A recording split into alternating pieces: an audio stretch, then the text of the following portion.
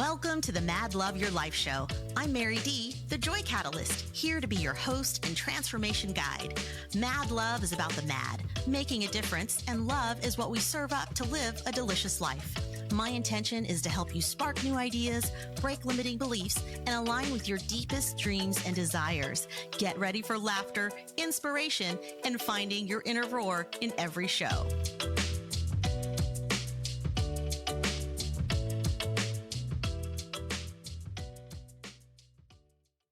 Hello and welcome back, everyone. Excited to have a really spectacular guest today. When you think about therapy, what do you think about?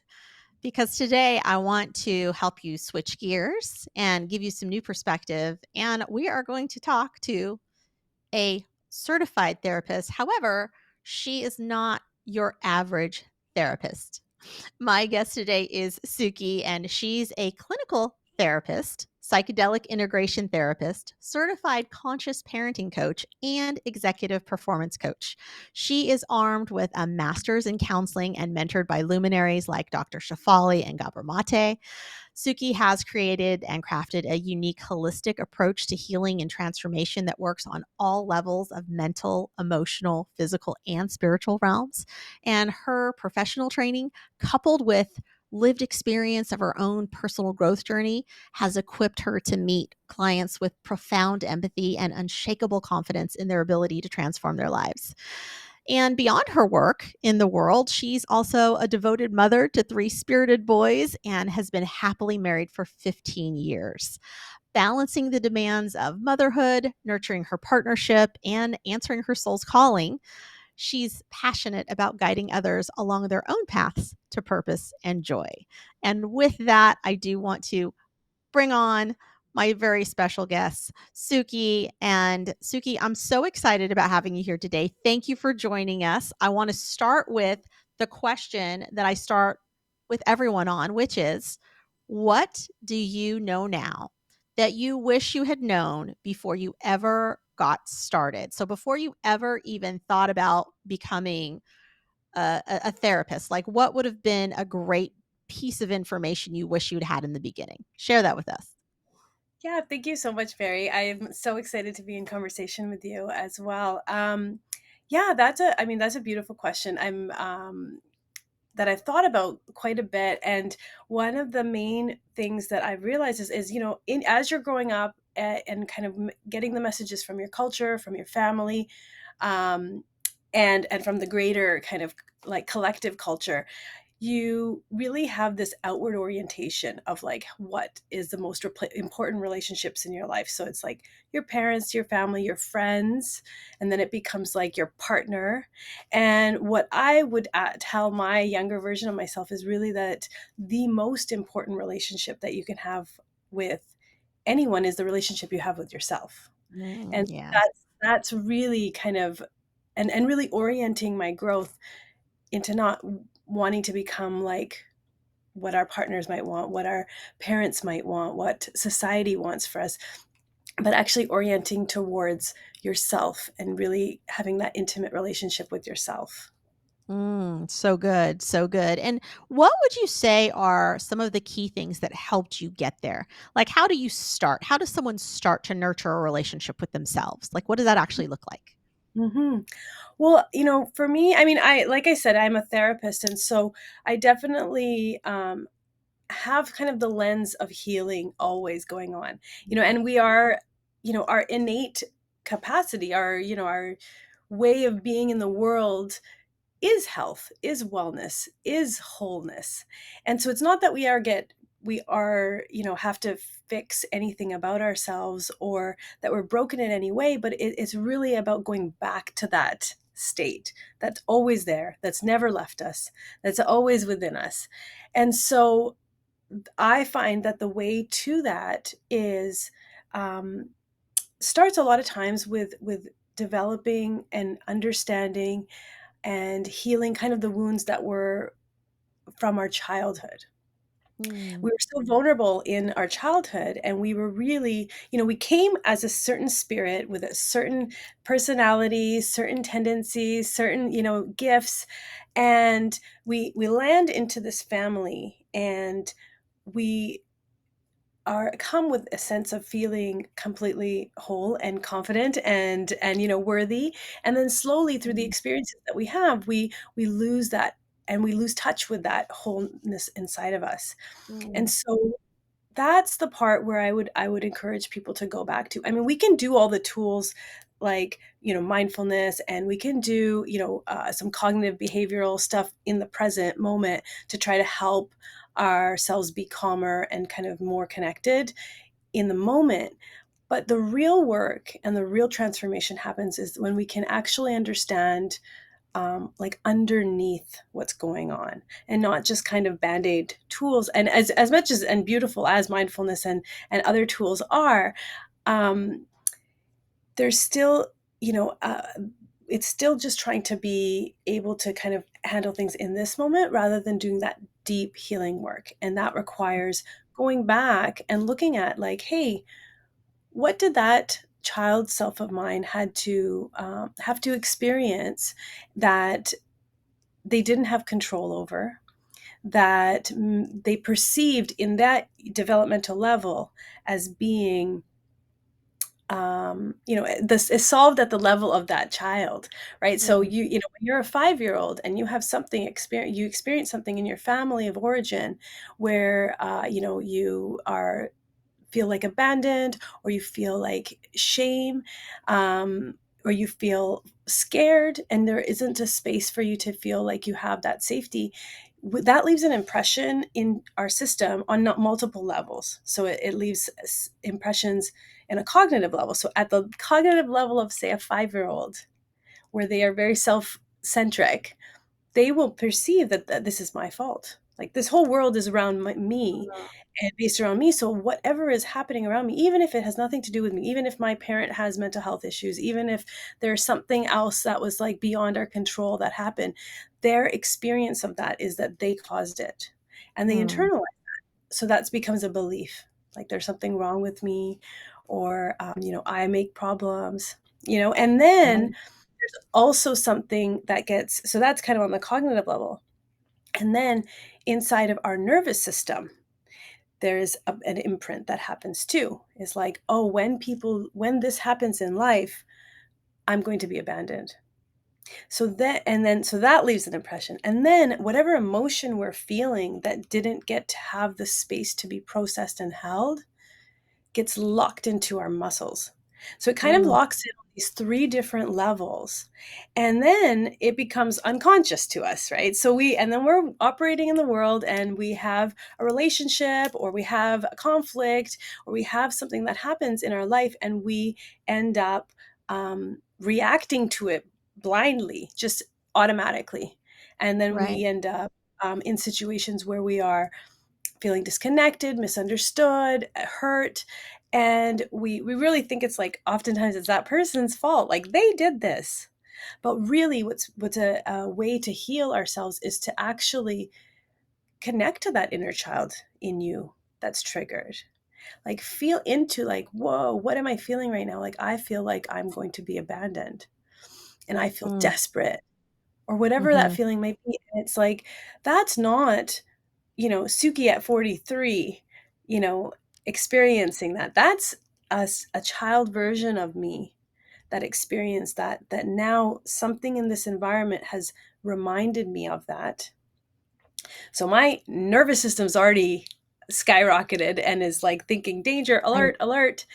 And Right. my thinking has already gone into that place automatically. Mhm. And then it happens, and then my emotions are feeling like I can't, like I'm scared of my emotions, or I'm scared of like what it might mean. And so all these systems get turned online without our even conscious awareness. And so if we Mm. can start in that exploration of learning, what are those really key kind of imprints that have been left in me, that get triggered automatically when something in my environment resembles something that happened before. You can actually show up in a more tender way with yourself. You can actually I remember, love like, oh that. my gosh, this is like a 5-year-old version of me that's asking, that is being activated and brought forth for me to heal, for me to heal like another layer. And so if we can show up in that trigger in a way that holds that 5-year-old, in a way that holds that experience in a way that we didn't get to have before, we're creating a bit of healing every single time. Absolutely. Mhm. Yeah, and so it's yeah, so that's one way I would, um, it's kind of, it's being able to understand that whenever we are triggered, it's like an opportunity that a higher intelligence in us, this inner healer in us is like allowing your child self's reaction to come forth so that you can heal it just a little bit more. So And beautiful. yeah, so Yeah. So now let me ask you this because I feel like oftentimes, at least in my experience, I've definitely met and maybe even dated some men that I would refer to as man children, right? I've heard my friends use the term as well. They're like, "Oh, he's such a man child." He seems to operate. They'll introduce me. You'll see two children and a husband, and she'll say, "These are my three kids," right? Because sometimes the feeling is that there's some parenting going on even in these adult relationships. So when we are experiencing that with another person, and let's say it is someone that's supposed to be our partner in life, like what is the best approach to being able to come in and like recognize that that's what's happening, is that their nervous system, that something else is taking over, their 5-year-old self is taking over. And what is, is it a hug, is it something that we can do as a support system, recognizing that, and like how are we responsible for responding when we're watching the people that we love maybe go into those moments? Like what's the healthiest way to to approach that? Yeah, I love that question so much. It's so good. And I think when we're adults, it's different, like when with my children, right? When they're activated in their, whatevers, it's like I have to be the adult here and hold space for their feelings and realize that whatever triggers are happening in me right now are really my own stuff, of my own feeling of lack of control from when I was a child and didn't have control. Mm, But when we're dealing with an adult, and our partners specifically, it's like each of us is responsible for our trigger. So if mm, he's triggered, he actually is responsible to work with that trigger. If I'm triggered, it's my responsibility to work on my trigger. Doesn't mean that the other person um, is doing nothing wrong and that they should carry on and I should just keep always being responsible for my trigger. No, mm, it's not that. It's, there could be behaviors that need to be changed, boundaries that need to be created. And at the same time, we don't have to take their triggers personally. We don't have to take their acting out personally. And that's the tricky thing I find in relationships is one of the persons is having a trigger from their childhood and a response, and they're acting out in a certain way, either like, withholding love or lashing out. And those are kind of the sort of categories that end up happening. It's usually a retreat or like an attack, and then mm. something in the middle can be like a passive aggressive kind of like mix of the Sure. both, right? So Right. those are tend to be kind of the problematic interactions that people have when one of them or both of them is in that response and not really working from their, like, mature brain. um, Mhm. so I really think it's important for both people to really share a similar language around it. It's Mm, tricky to have just one of the partners be able to take care of their own trigger and also really like holding the space for the other person's trigger mhm. when the other person's not also doing that. right? Absolutely, absolutely, yeah, and I think that's definitely a conversation I've had with, people in my sphere as well around, when you have one partner that feels like they're doing the growth and they're doing the work and they're the ones that are able to hold space, then what happens when they don't feel like their partner can do that for them as well, and I definitely want us to dive into this a little bit more, but we are gonna go to a quick commercial break, and then we'll be right back. Mike Zorek, a three-time California state champion in Greco-Roman wrestling at 114 pounds.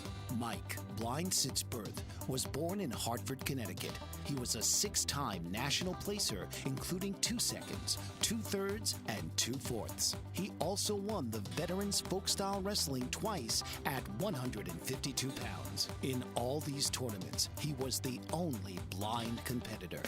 Nancy Zorek, a creative spirit whose talents have taken her to the stage and into galleries and exhibitions in several states. Her father, a commercial artist who shared his instruments with his daughter and helped her fine-tune her natural abilities, influenced her decision to follow in his footsteps. Ms. Zorek has enjoyed a fruitful career doing what she loves. Listen Saturday mornings at 12 Eastern for the Nancy and Mike Show for heartwarming stories and interesting talk on the BBM Global Network. Are you struggling to care for elderly parents or a spouse? Do you wonder if being a caregiver is making you sick? Are you worried about taking time off work to care for elderly parents and balance work, life, and caregiving? Has caregiving become exhausting and emotionally draining? Are you an aging adult who wants to remain independent but you're not sure how? I'm Pamela D. Wilson. Join me for the Caring Generation radio show for caregivers and aging adults, Wednesday evenings, 6 Pacific, 7 Mountain, 8 Central, and 9 Eastern, where I answer these questions and share tips for managing stress, family relationships, health, well-being, and more. Podcasts and transcripts of The Caring Generation are on my website, PamelaDWilson.com, plus my caregiving library, online caregiver support programs, and programs for corporations interested in supporting working caregivers. Help, hope, and support for caregivers is here on The Caring Generation and PamelaDWilson.com.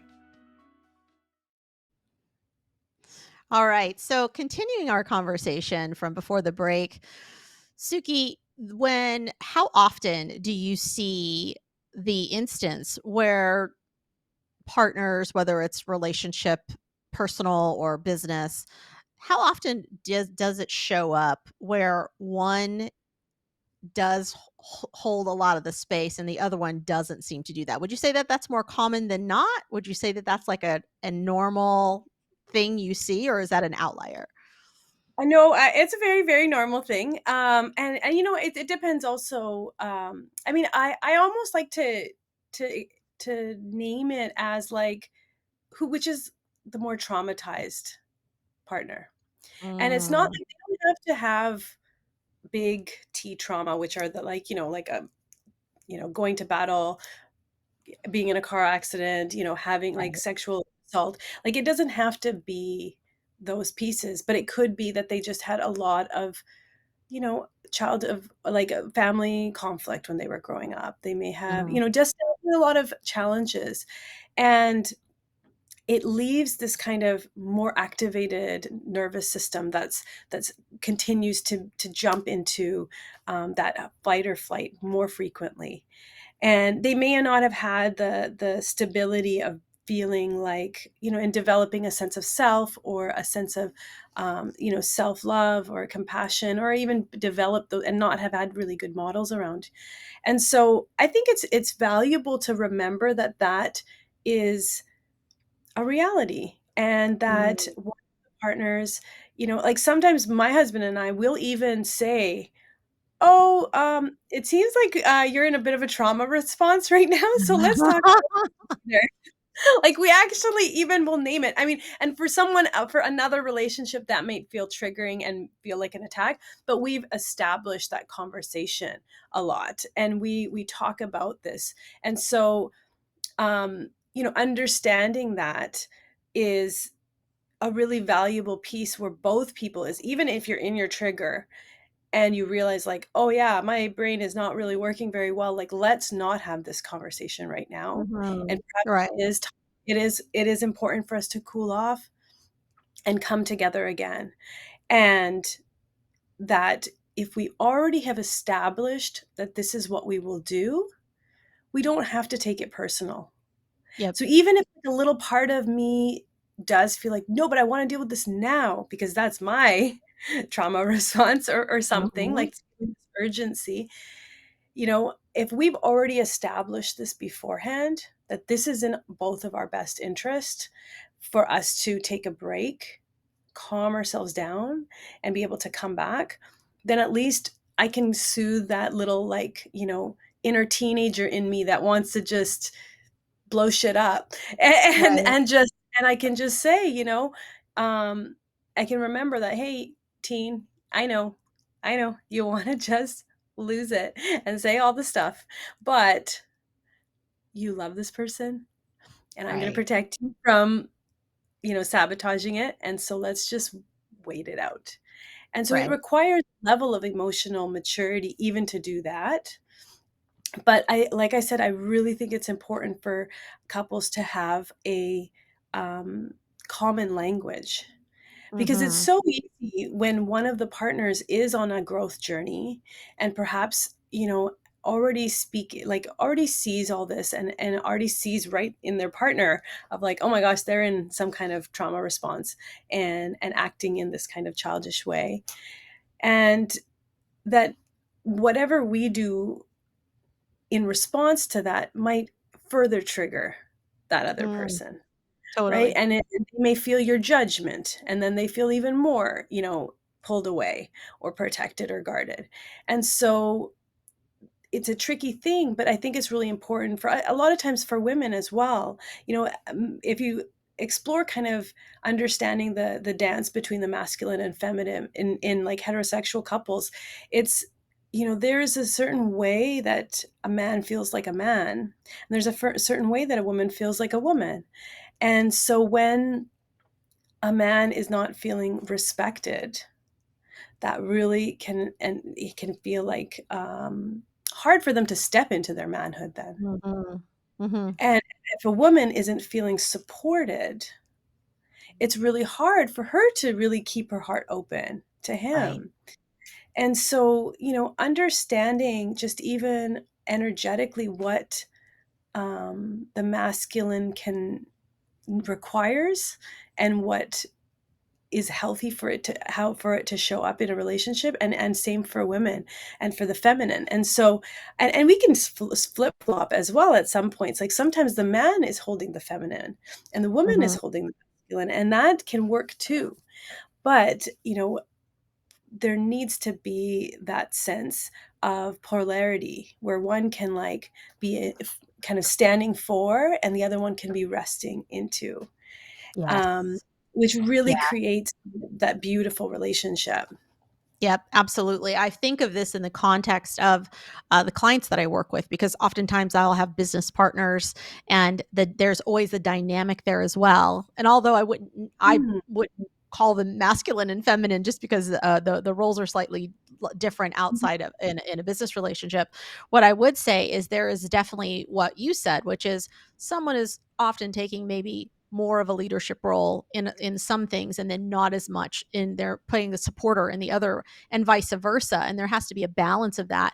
And going back to also what you said about rules of engagement, I mhm, think that this is where, if anyone is coupling on the show, and you're listening to this right now, having a rules of engagement, having some guidelines that you operate by in how you approach each other when there's conflict, can really change the trajectory of your relationship, because then you're allowing yourselves to sit down together and say, hey, we're a team. So knowing that the first thing here is that we're a team. Like, that's the first rule of the game, is that we're a team. We are not on opposite sides of we're not fighting each other. We're actually here for one common goal. I think if they started with that really easy foundational piece, that would be the first thing that would take so many relationships so much further, because they're already showing up saying, I'm not here to walk away. I'm here to figure out how we're going to come together. And then 100. the other piece of that is, okay, well, when something's showing up for you, can you take radical responsibility and ownership over your trigger, trauma, activation, whatever's coming up for you, and can I do the same? And knowing, can we now sit down and say, okay, when something does activate me, now where do we want to go with this? And then each couple can then work out, well, do we need a cooling off period, or are we both like, no, let's hit this head on right now? Because I think that's also what I'm hearing you say, is that's different for everyone as well. Sometimes you need a cooling off period, and then other people, maybe both of them are, let's get it done right now people. And so you just do it, and you learn to do it in a way where you're no one's taking personal offense at the feedback that's happening in the moment, because we're just tackling the problem at hand. And this is another principle that really, when I'm hearing you talk about it, reminds me of even teams. And it reminds me of when my teams and I are in an event per se, the conversation is always, hey, y'all, right now we are in go mode. It is go time. We are here to serve these clients. Here's what we're going to do. Here's the event agenda. Here's the syllabus. Here's how we want this weekend to go and the intentions we're putting behind it. FYI, because we're running so hard and so fast at trying to make this an amazing experience to serve, just know that we might actually skip a lot of the pleases and thank yous and the formalities that we might do otherwise, because we are just here to get the job done. And if everyone shows up to the table and goes, okay, we're here to play, and they're not worried about taking personal offense because, I needed someone to go actually pick up lunch because they can't deliver for whatever reason. Nobody gets upset because they're the VP and they don't pick up lunches. Like, they just go, no problem. Like, let's just go get what needs to be done. So I think like that's what's coming up for me as you talk about that. And it's just such a good reminder, because it's true that when we lay down these rules of engagement and when we create guidelines around how we are going to show up for each other when we're not at our best, when those things show up, then we get the opportunity to say things to each other like, babe, are you having a trauma response right now? And then decide for each other, what you want to do with that. And I'm so curious, do you feel like that is something that you and your husband figured out along the way? Or do you feel like you were already equipped with that tool in the beginning of your relationship, where you both sat down and were like, hey, how can we be more conscious about the way we handle conflict together? Or did that have to be something that you learned along the way? Oh, 100% learned. Got it. Got it. Yeah, it was not like, I mean, the in our love story, it's we didn't have a lot of those tools to begin with, for sure. I mean, I came a little bit more equipped because was doing my master's in my counseling program. So I introduced a lot of these concepts, some concepts to my husband, and kind of cracked open his kind of consciousness path. But then when I was having children, he and I was we had 3 in 4 years, so it was intense. And so and often, and then he went really on his journey to do his personal growth. So we've done lots of courses and kind of groups, and had lots of teachers, and it's really like in that time period what is calling us at that time. So like when I was really actively in the world with my kids, I was really on a path of exploring conscious parenting. And so that really got me connected to understanding my own childhood influences and what was going on for me, because as I'm doing this deep dive into this work, I'm utilizing it with my children, but I'm also utilizing it for myself. So I learned, and we've felt at different times being called to different type of work. And Mm. all the way, we're bringing in different tools. Of course, my husband's more entrepreneurial, and so he was oftentimes doing this kind of work in more entrepreneurial spaces and stuff like that. And so we really learned a lot of these tools in kind of some separate ways, but then we also did work together as well. We would do some group work where we'd go on like a retreat for a week together, or we've done medicine journeys, separate or together as well. And so we've been really in an active process of really keep learning and practicing. And I have to disclaimer here, even when you know what the right things are, it's still really hard to do them. And Totally. of you, that rebellious part of me would just be like I said, I just wanted to blow shit up. I was like, nope, I'm gonna say the meanest thing right now. And then I have to pay for that afterwards in the Mhm. disconnection of our relationship, and then also Right. how I felt about myself. And so at Right. some point, a maturity was developing in that, like, no, I'm gonna actually utilize these tools, even though this like rebellious part of me that's like saying no, I don't want to, Mm, and actually utilize those rules of engagement for each other. That just also, I wanted to segue into kind of boundaries, which is like mm, a really important piece of a relationship that I think we all have misunderstood and haven't known, because what we witnessed in, say, our parents or the adults around us was really boundaries, really more punishments. They were really, it wasn't boundaries, clean, loving boundaries. It was ambiguous, it was punitive, it was kind of manipulative a lot of times. mm, And so we had to really learn that, boundaries are actually an act of love. If mm, I if I can get clear on what my boundary is, and I hold that boundary, I actually have more love available for you and for myself. mm, And it's not meant to be punitive, and it's not even a request. A boundary is actually like, when this happens, I will need to do this to take care of myself. mhm. So, when if a partner is yelling, when you yell, I will have to remove myself from the room. Mhm.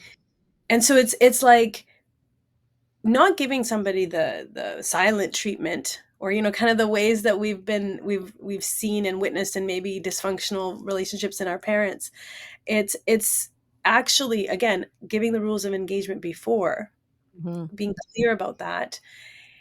And then, and it was actually, I totally thank my husband for that, because the work that he was doing, he was a part of a mastermind, a kind of personal growth collective, that where he was really being introduced to these concepts of boundaries.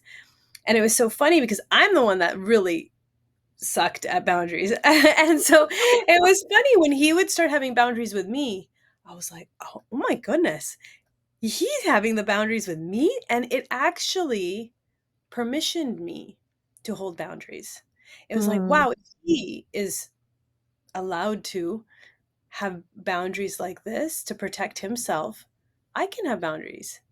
And yeah. then that, because boundaries and anger are very closely tied, because Mm, anger is actually usually an indicator of when a boundary has been crossed.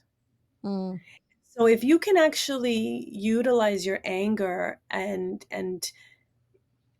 actually investigate what's at the root there, what's the line, what is your boundary, yeah. it actually allows you to be able to not have to carry on that pattern of continually, getting angry again, because you can Right. have a boundary around it. And then it becomes like you are empowering yourself, because you've already said, this is what I'll have to do when this boundary is crossed.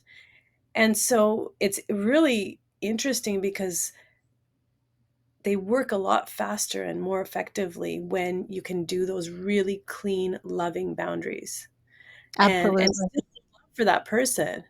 And it's not Mm, like you're just saying, like, like tossing up the middle finger and then leaving the room. It's like, actually, like, right. I'm gonna have to hold my boundary here. I love And that. I love yeah, that. so it's a We're really gonna beautiful I piece. definitely have lots more questions for you on boundaries. We're gonna take another quick break, and as soon as we get back, we're gonna dive in because I know lots of people have questions around boundaries. We'll be right back. Dr. RC will share extraordinary resources and services that promote educational success, as well as making a difference in the lives of all social workers, as well as the lives of children, adolescents, and teens of today. She will have open discussions addressing many of the issues that we face about our youth, and how being employed in the uniquely skilled profession of social work for over 18 years has taught invaluable lessons through her personal experiences. She will also provide real-life facts, examples, examples, and personal stories that will confirm that why serving as a child advocate is extremely beneficial when addressing the needs of the whole child.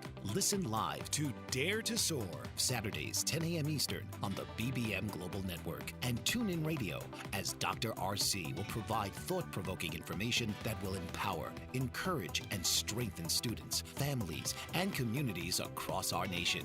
You can also visit her at soarwithkatie.com. Author, radio show host, and coach John M. Hawkins reveals strategies to help gain perspective, build confidence, find clarity, achieve goals. John M. Hawkins' new book, Coached to Greatness, Unlock Your Full Potential with Limitless Growth, published by iUniverse. Hawkins reveals strategies to help readers accomplish more. He believes the book can coach them to greatness. Hawkins says that the best athletes get to the top of their sport with the help of coaches, mentors, and others. He shares guidance that helps readers reflect on what motivates them, rediscover and assess their core values, philosophies, and competencies, find settings that allow them to be the most productive, and track their progress towards accomplishing goals. Listen to John Hawkins' My Strategy, Saturdays, 1 p.m. Eastern on the BBM Global Network and TuneIn Radio.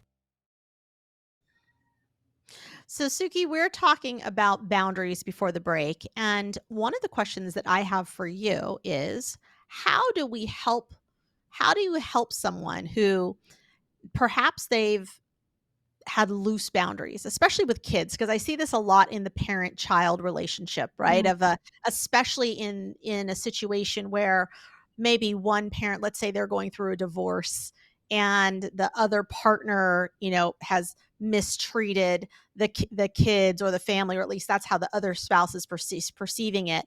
And now they feel like they have to overcompensate for their kids, and so the kids sort of are getting this like free reign, right? They're we're loosely holding boundaries, or that boundary is moving constantly because we feel guilty or we feel bad. I feel like that is a really, really common thing that I see a lot.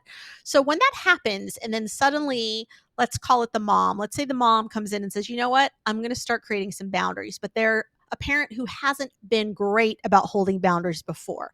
Because I think Mhm. it's a different scenario, right? Like in the workplace, if I'm a new boss, then I can come in and set expectations and everyone goes, okay, wow, she just laid out the ground rules. I know what they are. But it's much different in the dynamics of a home life, especially after you haven't been setting boundaries. So, how do we walk into a space as this new person with boundaries to people who know that we've been a mover of boundaries before? Like, what does that look like? Like, do we re-announce ourselves? Do we, call a family meeting? Or is it just the act of, sticking to whatever that boundary is? Like talk us through that. Cause I feel like this was inquiring minds definitely want to know.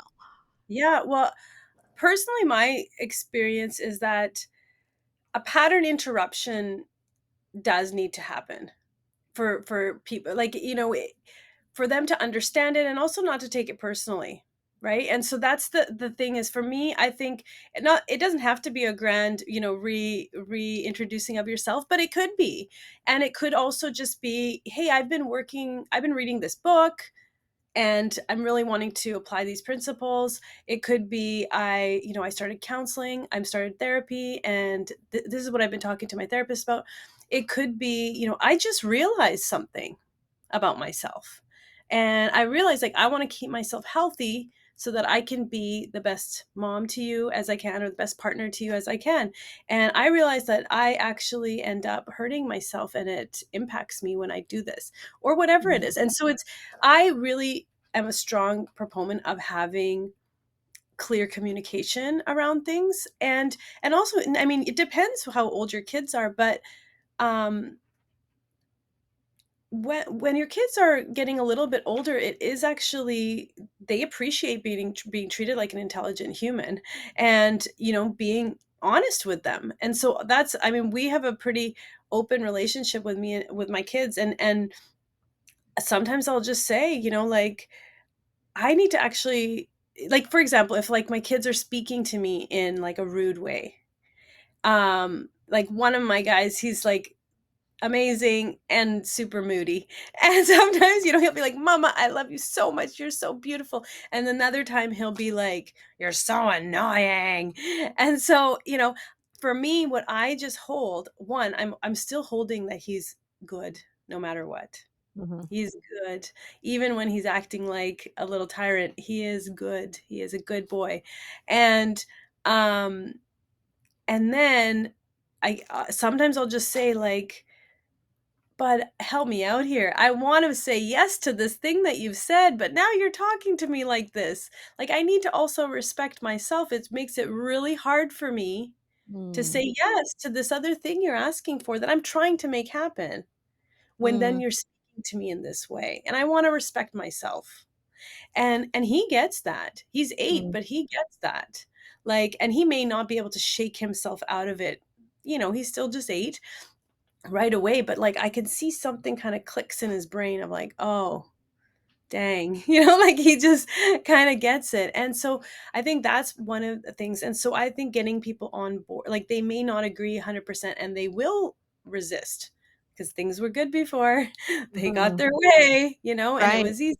It's familiar, but I really feel like onboarding people and also finding a place where you're really clear when you do talk about it, because they get that, they feel that, and Mm. they're like, "Oh man, something shifted, something's different." So really getting clear yourself before you bring it to them, and then being really honest is like, "This is something I realize I lose my temper because I keep saying yes, and then I kind of blow up, and I hate that feeling, and I don't you guys don't deserve that. So in order for me to not, because a lot of times that's where the what happens when people keep saying yes for so long is like a little part of them is it's like a boundary cross, boundary cross, boundary Mhm. cross, and then they lose it, or they get sick, or like it'll have some kind of consequence.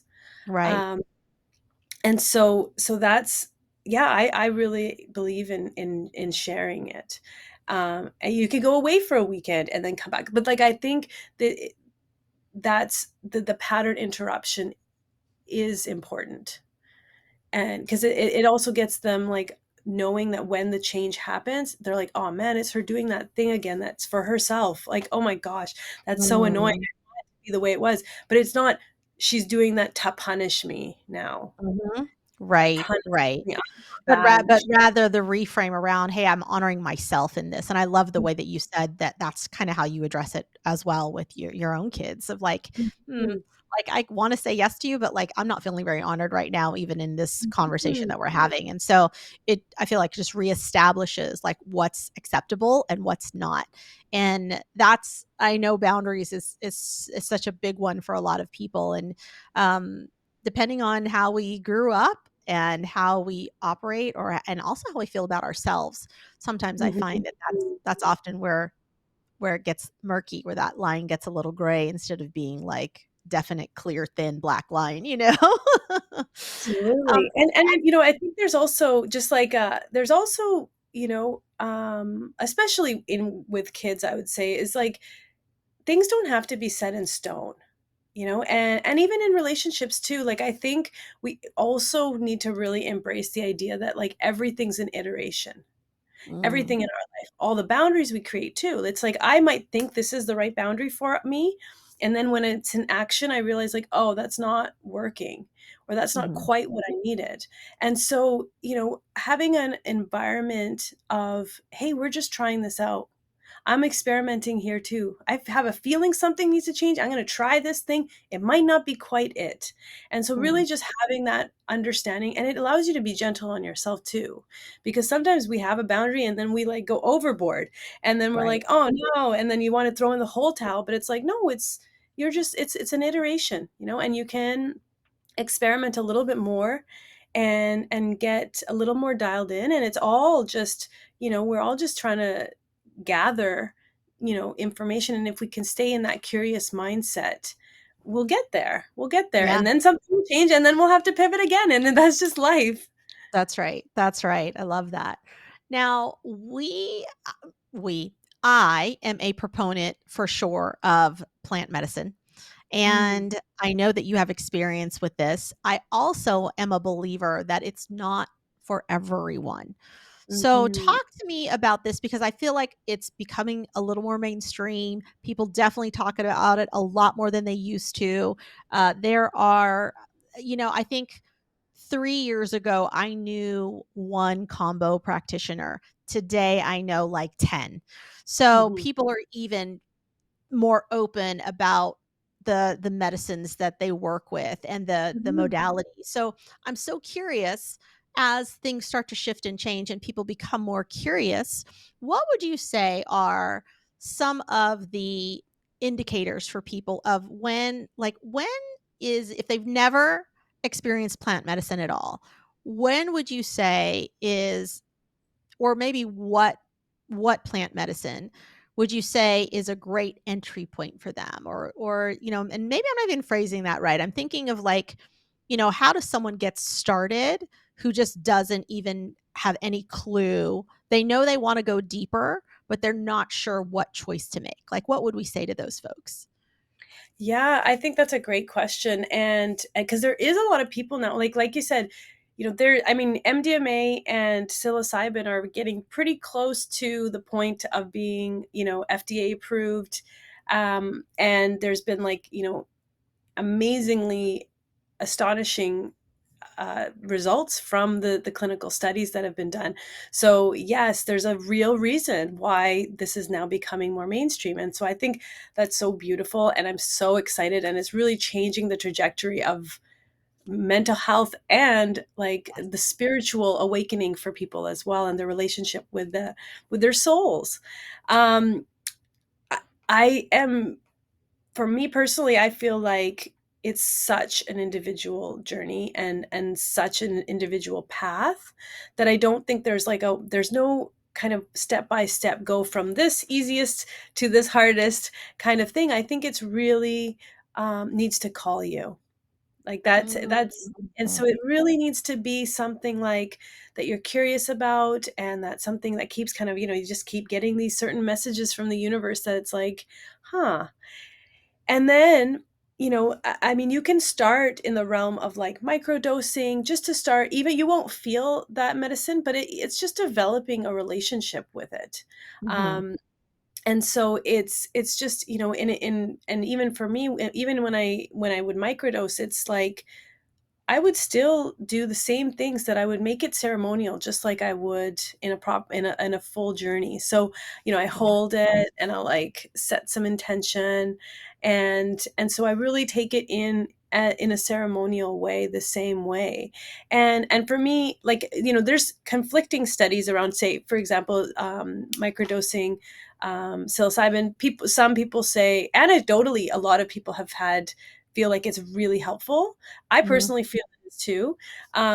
However, the studies haven't really shown that there's anything Mm. like really clearly like Happening. outcomes wise. Yeah. So again, I don't know. So that's up to you. But at the very least, it allows your own body to start developing a relationship with it. Um, Absolutely. I yeah, and think that go ahead. I was gonna say that when I'm listening to you say that, part of me says, it's like with anything, we choose to give something meaning, right? Hmm. So if the act of holding a microdose of a psilocybin in your hand and creating an intention is enough to like energetically and your inner wisdom activate that part of you, then perhaps it's not the psilocybin because again it's such a small dose when we're talking about microdosing anyway. But even if that's the effects that you feel, let's talk about faith. We could say that about faith too, right? You've got so many people out here who believe all kinds of different things, whether it's God, multiple gods, in nature, whatever. It's whatever meaning we associate and give something is really the energy that gets behind it. And so I think that's such a great example of how when people are like, "Oh, crystals are just rocks," it's like maybe it's a rock to you, but to someone else, it could hold some value. And maybe it's a grain, it's their mustard seed in a way, right? That's where their faith gets activated no matter what it is. And when we've seen, I'm trying to remember the term of when you think that you're healed Placebo. of some Yeah. placebo effect. Thank you. I Yeah. couldn't remember what the Yeah. word was. Placebo effect. And part of me is like, placebo effect is definitely a thing. And Mhm. so, do we ultimately care at the end of the day what brought on the healing, the resolution, the peace, if at when it all comes down to it, we got what we came for. We Totally. got to experience more inner peace, more inner grace, whatever those things are, whether it came through a crystal, a microdose, or a prayer, So Mhm. it's really interesting. And so when a person is deciding to go on a plant journey, is there, what would be your this let's go back to the first question, which is, what do you know now that you wish you had known before you ever started taking any plant medicine? Mm. Yeah, I mean, I think one is that I think what's really, really important is that the person who is holding space for you, or the people that are holding space for you, you have to really feel safe with. So having a container of, um, so whether if you're doing it in more of a therapeutic model, you really want to feel that sense of safety and connection with the therapists that are holding space. If you're choosing to do something like in Peru, where you're actually working with a tribe, or more of an indigenous lineage, then really, trusting and feeling called to do that work, and trusting in their way of holding that space.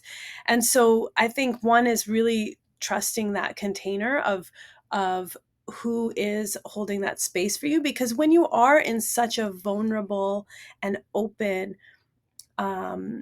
state of mind, you want your inner healer to be able to do whatever needs to come to the surface at that time and to be processed. And so having someone or some people around you that are truly, make you feel like you can fall into that vulnerability and know that you're going to be held and that you're going to be safe is such a crucial part. Yeah. And I guess the other piece that I would say is really, really important is it's really, really important to feel like you are prepared before, that you are held safe during, and that you have integration afterwards. Because Hmm. there's many people out there that just kind of jump from one journey to the next, and there's so much richness from when you have these kinds of experiences, that you could be integrating that for like the rest of your life, before it. So there's no Right. need to kinda jump into another journey right away, because there's like ceremony junkies out there too that just kind of go every Totally. weekend, Yep. and it's not just a pill. That's you're not getting fixed in that journey. It's really about, I mean, there's deep healing that can happen in that journey, but it is about integrating it back into your life. Right. And what are you going to take from those insights and that awareness and that knowing now that you had in those times, and come back into your life? And how is that going to shift the way you're going to show up? And how are you going to be able to integrate? Because it's not always easy. You have an amazing journey and you realize you don't want to be with this partner anymore, or you want to hold more boundaries with people. You want to change your career. Like, these are big things. And Yeah. so having the support to help you integrate that is also really important. Um, yeah, and so those are kind of, I think that's really crucial and important for someone to not Absolutely. just do it willy-nilly and just think that like all you need is to just block off this weekend and then it's Right. all good. It's like it's you require a lot of support afterwards, and even in your own inquiry as well, of just, you don't know what it's going to look like in your journey. So there may be disappointments that you may have to process, that like, oh, I didn't have all the Right. visuals, or I didn't have the, Right. so that's a part of the preparation, and understanding that everyone has a very different experience, and trusting in that inner healer to take you Hmm. where you need to go at that time. And then also, moving through the feelings and awarenesses and new information that you've been kind of gifted in that time. And that may not always be happy, perfect ideas. Like that can also take you down a path of discomfort at times as well in that growth Yeah. journey. For sure, for sure. Yeah, definitely a little discomfort as we Mhm. reach and stretch and grow. Suki, I can't wait to continue this conversation with you. But our time is up for the show today, and I want to make sure that our guests here all know how to get a hold of you. So, what's the best way to get in touch with you? You can go to my website, sukibal.com, and I have some information on there that hopefully even that can be valuable about just that holistic perspective.